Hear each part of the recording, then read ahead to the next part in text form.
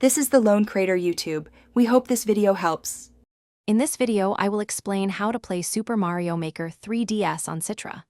First, ensure your computer meets the minimum system requirements for Citra, which typically includes a 64-bit operating system and a decent processor. Next, you'll need to download and install the Citra emulator from its official website.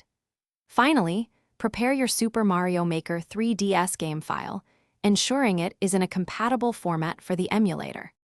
Once Citra is installed, open it and navigate through the initial setup. You'll need to point Citra to the folder where your 3DS game ROMs are stored. Make sure your Super Mario Maker 3DS ROM is unzipped and in a format like 3DS or CCI. This step is crucial for Citra to recognize and load your game properly. Double-check the file path to avoid any loading errors. To enhance your gameplay experience, open Citra's configuration settings.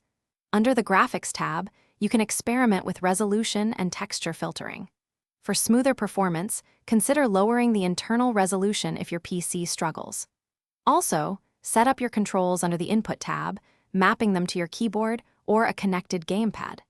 Enabling JIT compilation in the emulation settings can significantly boost game speed. If you encounter issues like slow performance or graphical glitches, try updating Citra to its latest version. Many problems are resolved in newer builds. You can also search online forums and communities for specific troubleshooting steps related to Super Mario Maker 3DS on Citra.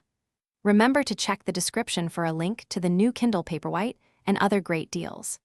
Enjoy creating and playing your levels. Thanks for watching. Consider subscribing if we helped you.